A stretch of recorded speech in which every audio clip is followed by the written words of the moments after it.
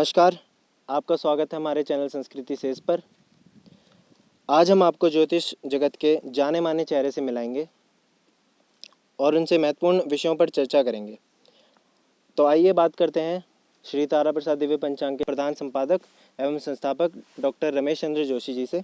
आचार्य जी नमस्कार। नमस्कार। इससे पहले हम चर्चा आरंभ करें, आपसे अनुरोध है कि आप अपने विषय में कुछ बताएं।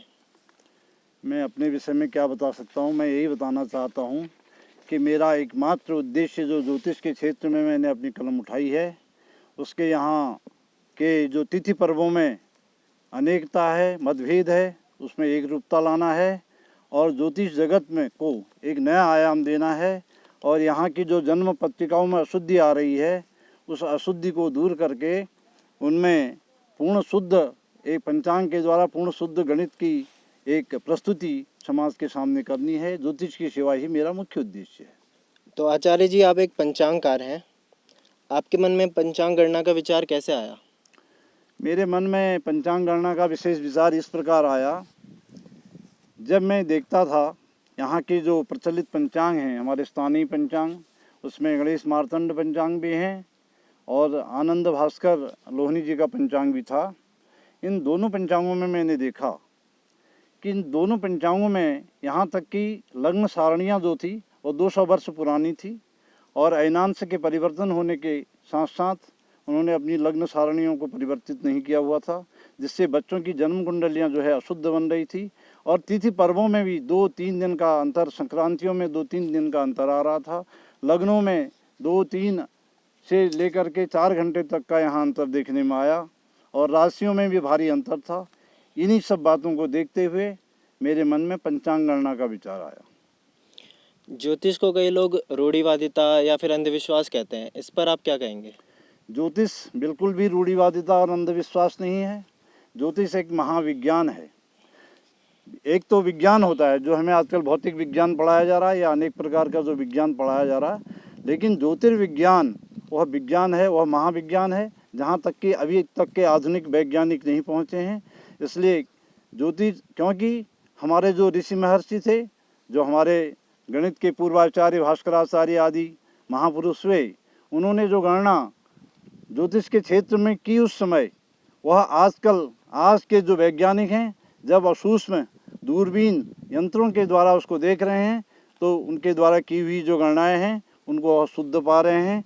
इस प्रकार हम कह सकते हैं कि ज्योतिष एक महाविज्ञान है। जो आपका पंचांग है श्री तारा प्रसाद दिव्य पंचांग, आप इसके बारे में कोई 3 महत्वपूर्ण बिंदु होंगे, उन पर प्रकाश डालिए। तारा प्रसाद दिव्य पंचांग जो है, यह एकमात्र पंचांग नहीं है, यह प्रत्येक वर्ष का जो पंचांग है, यह एक शोध प्रबंध की रूप में हम इसको प्रकाशित करते हैं। एक विशेषांक का मुख्य विषय रहता है। और तारा प्रसाद दिव्य पंचांग के आपने 3 महत्वपूर्ण बिंदुओं पर प्रकाश डालने के लिए कहा है। इसका मुख्य बिंदु यह है कि इसकी जो सारी गणनाएं हैं ये भारतीय स्टैंडर्ड टाइम के अनुसार है, इसलिए यह पंचांग देश में ही नहीं अपितु विदेशों में भी लोकप्रिय हो रहा है। इसकी मान्यता सारे देश में है, विदेशों में है, सभी विद्वानों द्वारा यह समर्थित है। और दूसरी इसकी विशेषता यह है कि पूर्वांचल में, कुमाऊं में जो अशुद्ध लग्न और अशुद्ध जन्म पत्रिकाएं बन रही थी, इस पंचांग के आने से उनमें काफ़ी सुधार हुआ है। तीसरी विशेषता ये थी कि उत्तराखंड में ही गढ़वाल और कुमाऊं की संक्रांतियों में 1 और 2 दिन का जो अंतर आ रहा था, वह अंतर अब इस हमारे पंचांग के निकलने के बाद, श्री तारा प्रसाद दिव्य पंचांग के निकलने के बाद वह अंतर समाप्त हो गया है। लगभग सभी समस्त तिथि पर्वों में एक रूपता आ गई है। और आप कर्मकांडों के विषय में क्या कहना चाहेंगे? मैं कर्मकांड में के विषय में यही कहना चाहूँगा कि हमारे कुमाऊं में जो एक बहुत गहरी खाई ज्योतिष के क्षेत्र में आ गई थी, उसी प्रकार की खाई जो है कूर्मांचली जो प्राचीन पद्धति का कर्मकांड था उसके विषय में आ गई है।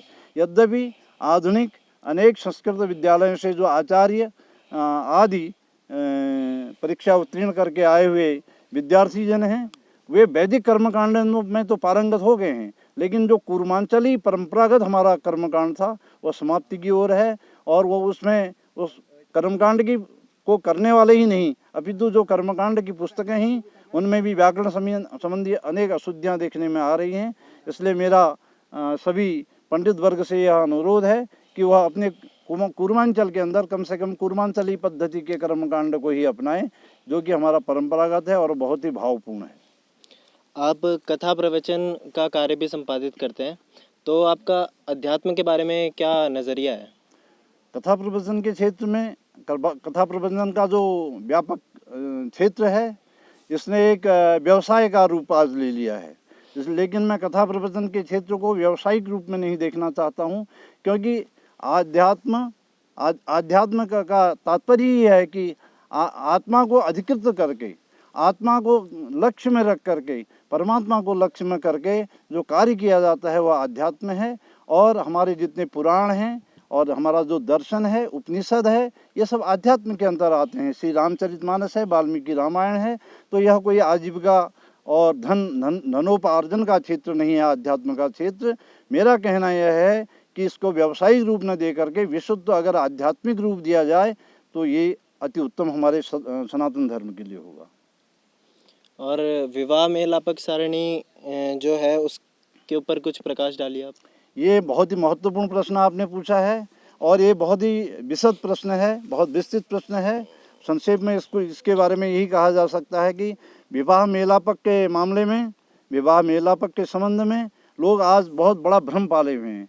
जैसे कि मंगली दोष को उन्होंने एक बहुत बड़ा आज एक हवा खड़ा कर रखा है मंगली दोष का।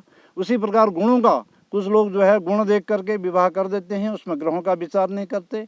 इस प्रकार ग्रहों का भी विचार होना चाहिए और मंगली दोष को एक हवा नहीं बनाना चाहिए, क्योंकि अधिकांश जो जातक होते हैं, हमारे बच्चे होते हैं, 90% बच्चे अगर देखा जाए मोटे तौर पर तो मंगली आते हैं, लेकिन सूक्ष्म तौर पर उसका परीक्षण किया जाए तो वे मंगली नहीं होते हैं। इसलिए विवाह मेलापक के संबंध में मेरा यही कहना है, जितने भी लोग अपने बच्चों की विवाह में कुंडलियाँ मिलान करते हैं वह किसी अच्छे प्रकांड ज्योतिर्विद के पास जाकर ही मेलापक करवाएं, क्योंकि इससे ये है कि जो अच्छे बनने वाले रिश्ते हैं वो कभी कभी छूट जाते हैं हमारे हाथ से, और जो न बनने योग्य रिश्ते हैं उनसे हमारे संबंध बन जाते हैं, जिससे कि हमें हानि होने की संभावना रहती है।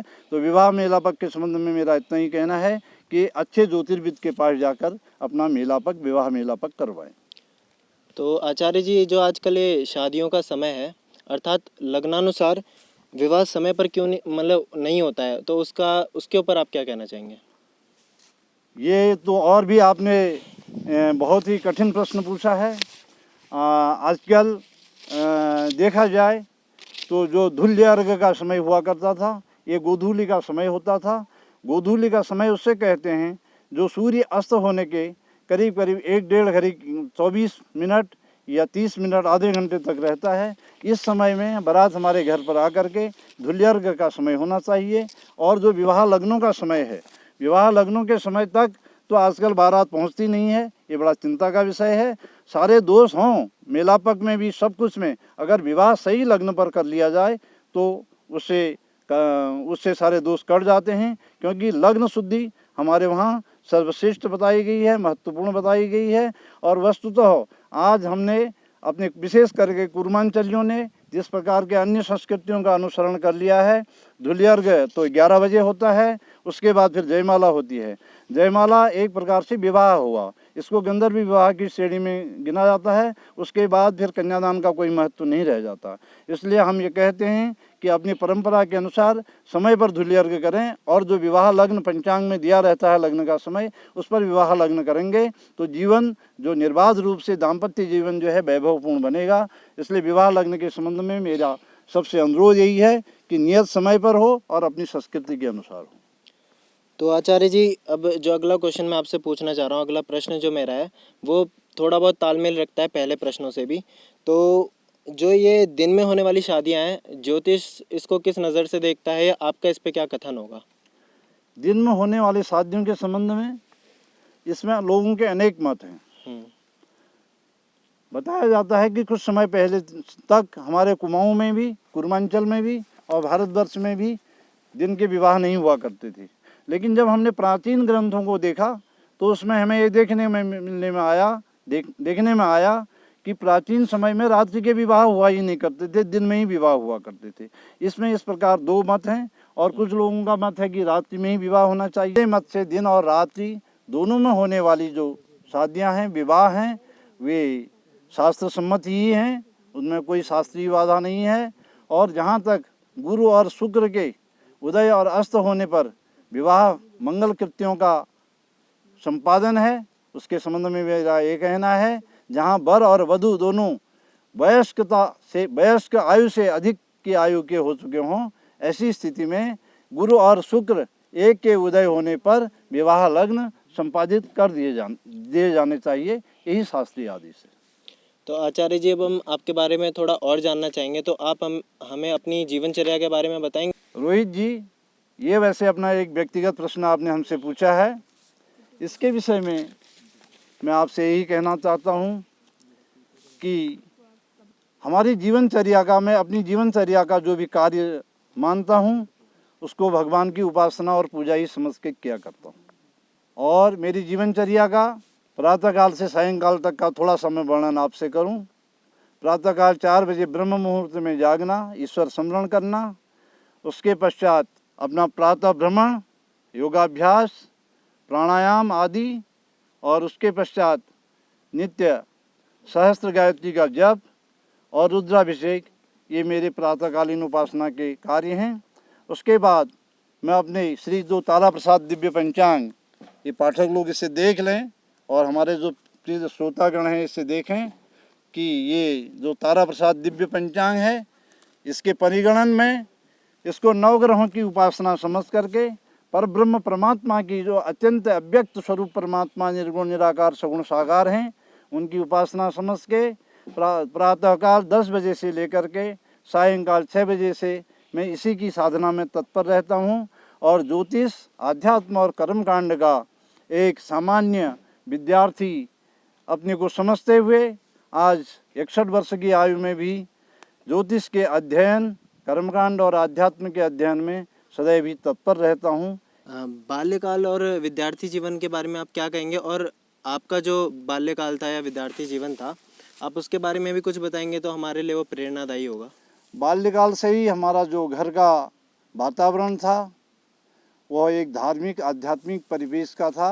हमारे पूज्य पिताजी और हमारे ताऊ जी जो दोनों ज्योतिष के प्रकांड विद्वान थे। ज्योतिष और कर्मकांड के इसी परिप्रेक्ष्य में हमारे बाल्यकाल का लालन पालन हुआ, हमारा भरण पोषण हुआ। और ज्योतिष, कर्मकांड और आध्यात्म के प्रति बाल्यकाल से ही मेरी अभिरुचि थी, और जो कि आगे जाकर मैंने इसी क्षेत्र में अध्ययन किया और सनातन धर्म की सेवा के लिए वर्तमान समय में श्री तारा प्रसाद दिव्य पंचांग के रूप में मैं समाज की, सनातन धर्म की सेवा कर रहा हूँ। आचार्य जी, धन्यवाद, आपने अपना कीमती समय हमें दिया। आपका भी बहुत बहुत धन्यवाद। आपने इस प्रकार के लोक कल्याण के प्रश्न मेरे से पूछे, समस्त लोगों का कल्याण हो, आत्मनिवेदन है आप लोगों से। और मैं यही कहना चाहता हूँ कि इस समय में तिथि, पर्वों और व्रतों, संक्रांतियों की एक रूपता के लिए तत्पर हूँ। आप सभी लोग अपने तिथि, त्यौहार और पर्वों को एक रूप में मनाएं, एक दिन मनाएं, यही निवेदन है। आप सभी लोगों के ऊपर माँ गिरजा की हेतु की अनुकंपा बनी रहे, यही मेरी शुभकामना और शुभ संदेश है। धन्यवाद।